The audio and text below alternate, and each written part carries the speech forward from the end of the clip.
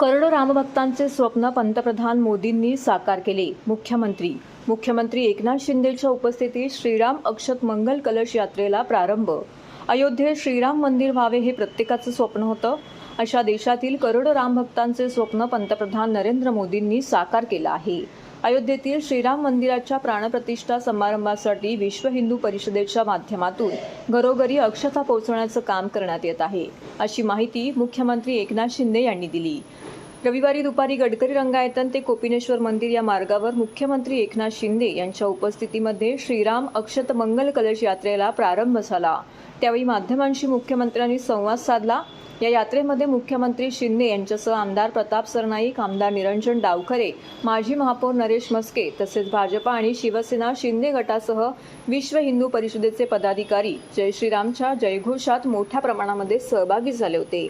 सुमारे 500 वर्षानंतर अयोध्येमध्ये श्रीराम मंदिर उभारण्यात येत असून त्याचा उद्घाटन समारंभ 22 जानेवारी 2024 रोजी मोठ्या जल्लोषात देशाचे पंतप्रधान नरेंद्र मोदी यांच्या शुभ हस्ते होणार आहे। या प्रसंगी श्रीरामाच्या मूर्तीची प्राणप्रतिष्ठापना करण्यात येणार असल्याने प्रत्येक घराघरात अक्षता रवाना करण्यात येणार आहे। या पार्श्वभूमीवरती गडकरी रंगायतन येथून श्रीराम अक्षता मंगल कलश यात्रेला प्रारंभ झाला। यावेळी सजवलेल्या पालखीतून श्रीरामाच्या प्रतिमेसह शोभायात्रा काढण्यात आली।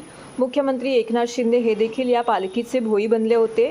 टाळ मृदुंगाच्या गजरात, ढोल ताशे आणि लेझिमच्या तालावरती निघालेल्या या शोभायात्रेत ठाणेकरांसह अनेक साधू संत तसेच सर्वधर्मीय नागरिक सहभागी झाले होते।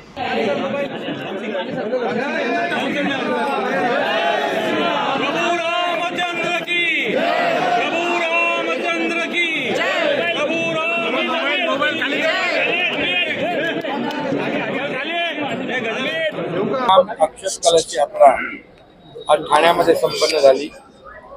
विश्व हिंदू परिषद आणि सर्वच आपले पदाधिकारी यामध्ये आयोजक होते। सर्व हिंदुत्ववादी संघटना या कलश यात्रेमध्ये सहभागी झाल्या होत्या आणि आजपासून अक्षत वाटपाचं जे कार्यक्रम आहे, घराघरामध्ये या अक्षता वाटल्या जातील, घराघरापर्यंत लोक राम भक्त पोहोचतील आणि 22 जानेवारीला अयोध्येचं जे राम मंदिर आहे त्याचं उद्घाटन होतंय।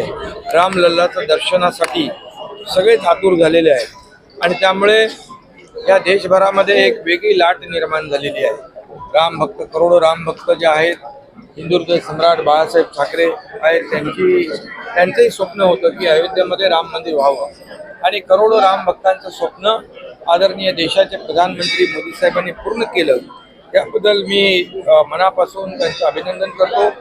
करोडो राम भक्त देखील त्यांना मनापासून धन्यवाद देत आहेत आणि म्हणून आजचा सोहळा जो आहे अतिशय आनंदमय सोहळा, एक अतिशय उत्साहामध्ये जल्लोषामध्ये आपण संपन्न झालेला पाहिजे।